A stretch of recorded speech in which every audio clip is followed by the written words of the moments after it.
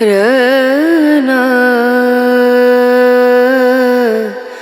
रना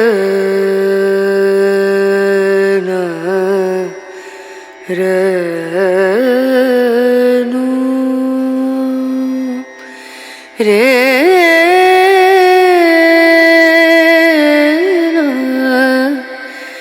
रे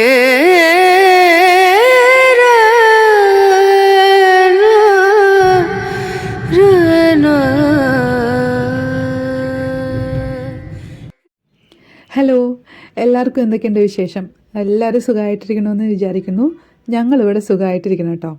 ചെന്നൈയിൽ ഇപ്പോൾ നല്ല വെതറാണ്. ഒരുപാട് തണുപ്പുമില്ല ചൂടുമില്ലാത്തൊരവസ്ഥയാണിപ്പോൾ. അപ്പോൾ അതുകൊണ്ട് തന്നെ പകലൊക്കെ ആണെങ്കിൽ നമുക്ക് പുറത്തൊക്കെ എവിടെയെങ്കിലുമൊക്കെ പോകാനായിട്ട് എപ്പോഴും തോന്നും, വീക്കെൻഡ്സൊക്കെ കിട്ടിക്കഴിഞ്ഞാൽ. അപ്പോൾ ഈ വീക്കെൻഡിൽ സാറ്റർഡേ ഞങ്ങൾ അമ്പൽ ദർശനത്തിന് വേണ്ടിയിട്ട് പോവാണ് കേട്ടോ. അപ്പോൾ ഇത് കുറച്ച് ദൂരെയാണ്, നമ്മുടെ വീട്ടിൽ നിന്നൊരു 45 മിനിറ്റ്സ്, ഒരു 1 hour ഇല്ല, അത്രയേ ഉള്ളൂ. മൈലാപ്പൂരുള്ള അമ്പലമാണ്. തമിഴ്നാട്ടിൽ കണ്ട പോലെ തന്നെ കപാലീശ്വര ടെമ്പിളിലേക്കാണ് നമ്മൾ പോയത്.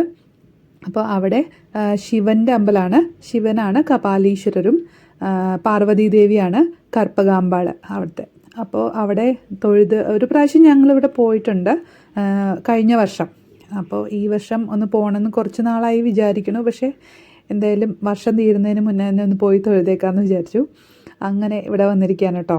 ഇനി ഈ ടെമ്പിളിൻ്റെ ആ ഒരു അറ്റ്മോസ്ഫിയറിൻ്റെ ആ ഒരു സൗണ്ട് തന്നെ ഒന്ന് കേട്ട് കഴിയുമ്പം നമുക്ക് ആ ഒരു വൈബ് ശരിക്കും ഫീൽ ചെയ്യും കേട്ടോ.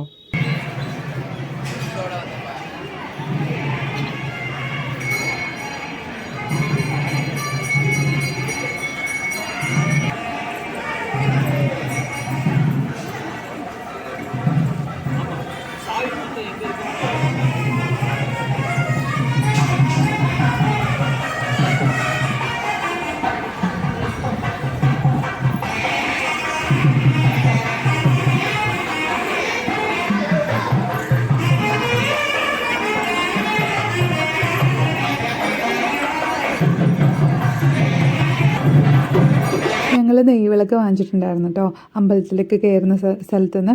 അപ്പോൾ അത് തിരി കൊളുത്താൻ വേണ്ടിയിട്ട് ഞങ്ങൾ ആ സ്റ്റാൻഡൊക്കെ വെച്ചിരിക്കുന്നത് നമ്മളിങ്ങനെ ഒരു പ്രദക്ഷിണം വെച്ച് എത്താറാവുന്നതിന് തൊട്ട് മുന്നേ ആയിട്ടാണ്. അപ്പോൾ എന്നാൽ ഒരു പ്രദക്ഷിണം വെച്ചിട്ട് അങ്ങ് അകത്തേക്ക് കയറാമെന്ന് പറഞ്ഞിട്ട് അങ്ങോട്ട് വന്നു. അങ്ങനെ തിരിയൊക്കെ അവിടെ തന്നെ ഞാൻ അടുത്തിരുന്ന ആ തൊട്ടടുത്ത് നിൽക്കുന്ന ഒരു സാരി ഉടുത്ത ഒരു ആൻറ്റി ഉണ്ടല്ലോ, അവരുടെ അടുത്ത് നിന്നാണ് കേട്ടോ ഞാൻ തീപ്പെട്ടിയൊക്കെ വാങ്ങിച്ചത്. മിക്കവാറും ഇവർ വരുമ്പോൾ എല്ലാവരുടെ അടുത്തും കൊണ്ടുവന്നിട്ടുണ്ടാവും, അല്ലെങ്കിൽ അവിടെ ഇരിപ്പുണ്ടാവും. അങ്ങനെ ഞാൻ അവരുടെ അടുത്ത് നിന്ന് വാങ്ങിച്ചു. ഇതെല്ലാം കത്തിച്ചു വെച്ചു. അപ്പോൾ നല്ല കാറ്റുള്ളതുകൊണ്ട് 3 അങ്ങനെ ചേർത്ത് വെക്കാനായിട്ട് അടുത്ത് നിന്ന് ആ അക്ക പറഞ്ഞിട്ടാട്ടോ അങ്ങനെ വെച്ചേ.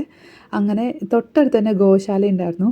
അപ്പോൾ അവിടെ ഞാൻ ചുമ്മാ ഇങ്ങനെ കയറി. അപ്പോൾ പാറുവിനെ കാണിക്കാനും കൂടി ആട്ടോ കയറിയത്. മിക്കവാറും അമ്പലങ്ങളിൽ ഇതുപോലെ ഇവിടെ കാണുന്നുണ്ടെങ്കിൽ ഞങ്ങൾ കയറി അവളെ കാണിച്ചു കൊടുക്കും. അവൾക്ക് പശുവിനെ തൊടണമെന്നൊക്കെ പറഞ്ഞ് തൊടുകയൊക്കെ ചെയ്യും കേട്ടോ. അപ്പോൾ ഇവിടെ കയറിയപ്പോൾ കുറച്ചുകൂടെ ഫ്രണ്ട്ലി ആണ് കേട്ടോ ഇവിടുത്തെ. അവർ നമ്മളെ എല്ലാം അകത്ത് കയറ്റും. അതുപോലെ തന്നെ നമുക്കിങ്ങനെ അവർക്ക് ഊട്ടാനായിട്ടുള്ള അവസരമൊക്കെ ഉണ്ട്. ഇതിപ്പോൾ കറുകപ്പുല്ലൊക്കെ കൊണ്ടുവന്നിട്ട് കൊടുക്കുന്നുണ്ട്, പഴം കൊടുക്കണ കണ്ടു. അപ്പോൾ നമ്മൾ അങ്ങനെ കൊടുക്കാനൊന്നും നിന്നില്ല കേട്ടോ. അങ്ങനെയൊന്നും പ്ലാൻ ചെയ്തിട്ടൊന്നും ഉണ്ടായിരുന്നില്ല. ഇറങ്ങിയപ്പോൾ തന്നെ ഒരു കിടാവ് നിൽക്കുന്നുണ്ടായിരുന്നു അവിടെ. അങ്ങനെ കോഴികളുണ്ട് അവിടെ ഇവിടെയൊക്കെ ആയിട്ട്. അങ്ങനെ നല്ല നമുക്ക് ആ ഒരു അറ്റ്മോസ്ഫിയർ നല്ല ഭയങ്കര പോസിറ്റിവിറ്റി ഉള്ള ഒരു അറ്റ്മോസ്ഫിയർ ആയിരുന്നു കേട്ടോ. അങ്ങനെ ഞങ്ങളിത് ആ ക്യൂ സംവിധാനത്തിലേക്ക് നടക്കുവാണേ. അധികം നേരം ഒന്നും നിൽക്കേണ്ടി വന്നില്ല, ഒരു 10 മിനിറ്റ് മാക്സിമം നിൽക്കേണ്ടി വന്നുള്ളൂ. പെട്ടെന്ന് ക്യൂ പോയായിരുന്നു. പിന്നെ നമ്മളവിടെ ആ അത്രയും പോസിറ്റിവിറ്റി ഉള്ള ഒരു സ്ഥലത്ത് നിൽക്കുമ്പോൾ ഈ 10 മിനിറ്റൊക്കെ നമുക്ക് പെട്ടെന്ന് പോകുന്നതായിട്ട് തോന്നും. അങ്ങനെ പാറുവിനിപ്പോൾ നമ്മളിങ്ങനെ അമ്പലങ്ങളിലൊക്കെ എപ്പോഴും പോകുന്നതുകൊണ്ട് അവൾക്ക് അങ്ങനെ നിൽക്കുന്നത് കൊണ്ട് അവിടെ നിന്ന് കളിക്കും. അവളത് ആ ഒരു ടൈമും കൂടെ എൻജോയ് ചെയ്യുള്ളൂ. അങ്ങനെ കുഴപ്പമൊന്നുമില്ല. അങ്ങനെ ഞങ്ങളിത് ആ അമ്പല ദർശനമൊക്കെ കഴിഞ്ഞ് പുറത്തിറങ്ങിയിട്ട് ഞങ്ങളിവിടെ കുറച്ച് നേരം ഇരിക്കുകയാണ് കേട്ടോ. അപ്പോൾ ഇവിടെ എപ്പോഴും നമുക്കിങ്ങനെ തമിഴ്നാട്ടിലെ അമ്പലങ്ങളിൽ ഇതുപോലെ ഇരുന്ന് ആസ്വദിക്കാൻ പറ്റിയ കാഴ്ചകളൊക്കെ ഉണ്ടാവും. അമ്പലത്തിൽ നിറയെ കൊത്തുപണികളും ഒക്കെ ആയിട്ട്. അപ്പോൾ നമ്മളിരുന്നിടത്ത് ഒരു പൂവൻകോഴി വന്നിട്ട് ഓടി നടക്കുന്നത് കണ്ടായിരുന്നു. പിന്നെ ഈ ബാക്കിൽ കാണുന്ന ആ കുട്ടി ഉണ്ടല്ലോ, അത് ഓടിച്ചതാണോ അങ്ങനെ പേടിച്ചിട്ട് ഓടി നമ്മുടെ അടുത്തേക്ക് വരും കേട്ടോ. അതിനാണെങ്കിൽ ഒട്ടും പേടിയില്ല. അതിങ്ങനെ അതിനെ തൊടുമ്പോഴേക്കും ഇത് പേടിച്ചോടി നമ്മുടെ അടുത്തേക്ക് വന്ന് നിൽക്കുകയാണ് കേട്ടോ. അതാണെങ്കിൽ അതിൻ്റെ പിന്നാലെ നിന്ന് മാറണമില്ല. അതിനെ കണ്ടിട്ട് നല്ലൊരു കൗതുകം തോന്നുന്നുണ്ടെന്ന് തോന്നുന്നു. പക്ഷേ അതിനൊരു പേടിയില്ല. പാറു പേടിച്ച് നിൽക്കുക കേട്ടോ. പാറു ഷൈച്ചേൻ്റെ ഷർട്ടിൽ ഇങ്ങനെ പിടിച്ച് നിൽക്കുക.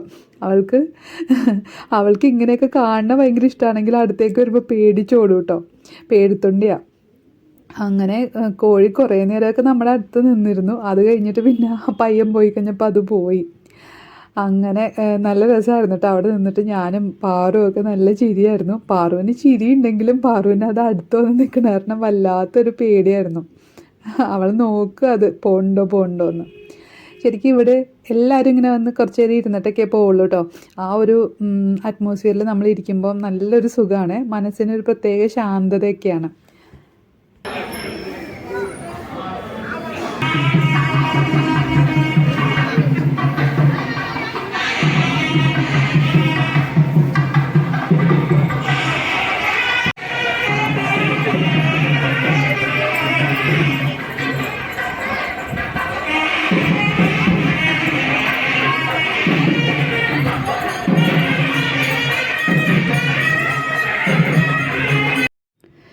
പിന്നീട് നമ്മൾ കുറച്ച് നേരമൊക്കെ അവിടെ നടന്നിട്ട് പിന്നെ നമസ്കരിച്ചിട്ട് പിന്നെ പയ്യെ ഇറങ്ങി കേട്ടോ. അപ്പോൾ ഉച്ച ആവാറായിട്ടുണ്ടായിരുന്നു. ബ്രേക്ക്ഫാസ്റ്റ് ഒന്നും കഴിക്കാതെ കേട്ടോ ഞങ്ങൾ പോന്നിരിക്കണേ. അപ്പോൾ അതുകൊണ്ട് ഒരുപാട് നേരം അങ്ങോട്ട് നിൽക്കാനും പറ്റിയില്ല. അങ്ങനെ ഞാൻ നമസ്കരിച്ച് വന്നു.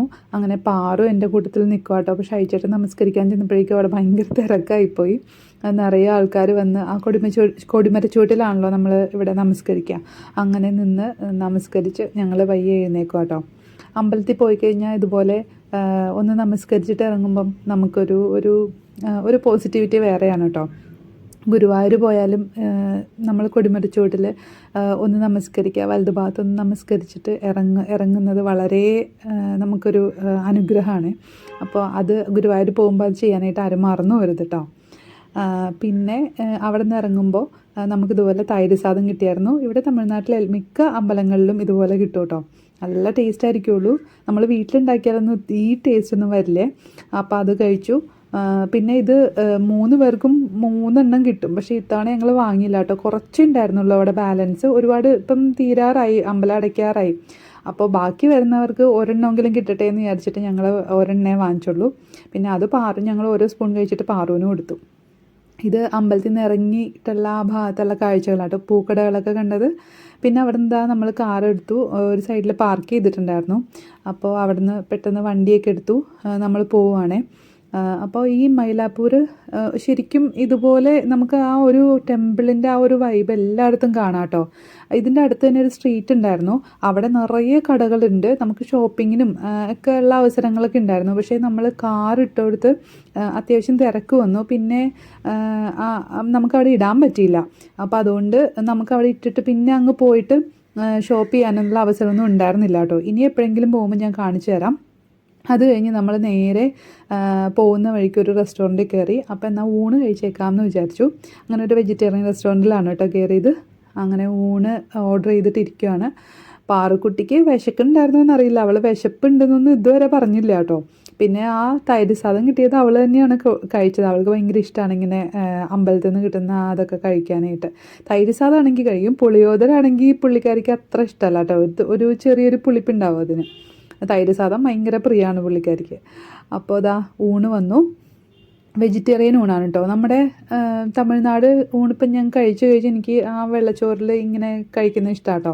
ആദ്യമൊക്കെ എനിക്ക് ആ ചോറിൻ്റെ ഒരു മിസ്സിങ് ഫീൽ ചെയ്യായിരുന്നു. പക്ഷേ ഇപ്പം അങ്ങനെയൊന്നുമില്ലേ.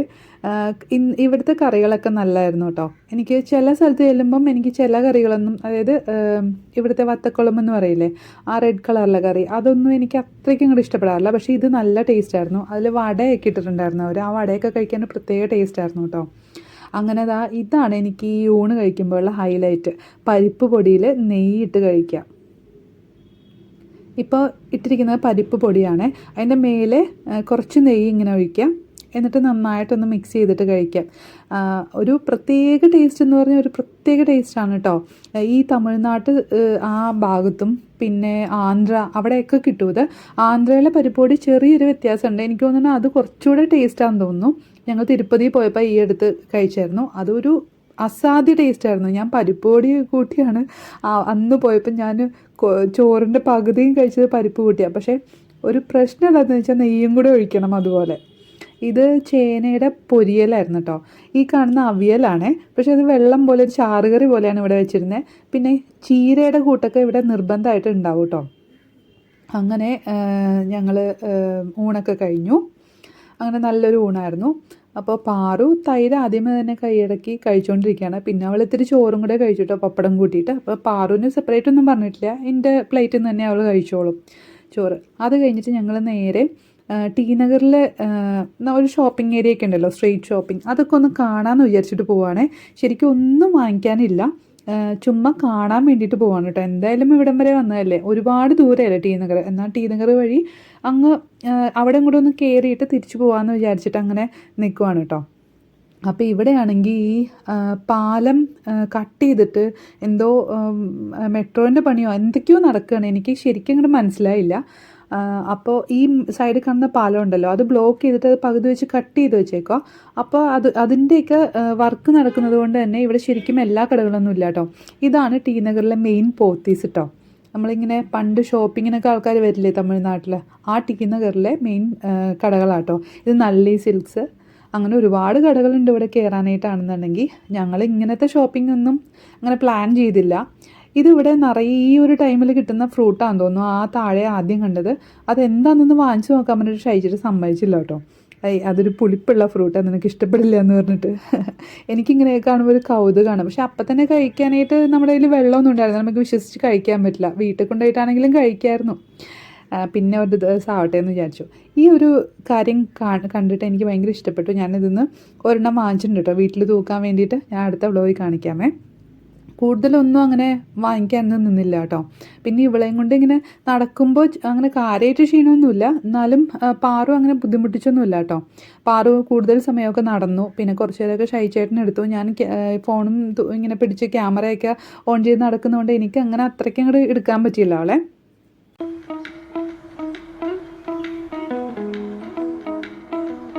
ഇപ്പം നമ്മൾ പോയിക്കൊണ്ടിരിക്കുന്നത് ചെന്നൈയിലെ മെയിൻ ഷോപ്പിംഗ് ഏരിയ കേട്ടോ, പോണ്ടി ബസാർ. ഇവിടെ ഷോപ്പിങ്ങിന് ഒരു ദിവസം നമുക്ക് വരാം കേട്ടോ. ഞങ്ങൾ ഇടയ്ക്ക് വരാറുണ്ട്, പക്ഷേ ഇന്നിപ്പോൾ സമയമില്ലാത്തതുകൊണ്ട് ഷോപ്പിങ്ങിനൊന്നും നിൽക്കുന്നില്ല. നമ്മളിവിടെ ഇറങ്ങി ഇവിടുത്തെ മെയിൻ ഒരു കടയുണ്ട്, ഗീത കഫേ എന്ന് പറഞ്ഞിട്ട്. അവിടെ നിന്നൊരു കോഫിയും കുടിച്ചിട്ട് നമ്മൾ തിരിച്ചു പോവുകയാണ്. അപ്പോൾ ഇന്നത്തെ വിഷയങ്ങൾ ഇത്രയേ ഉള്ളൂ. ടാറ്റാ.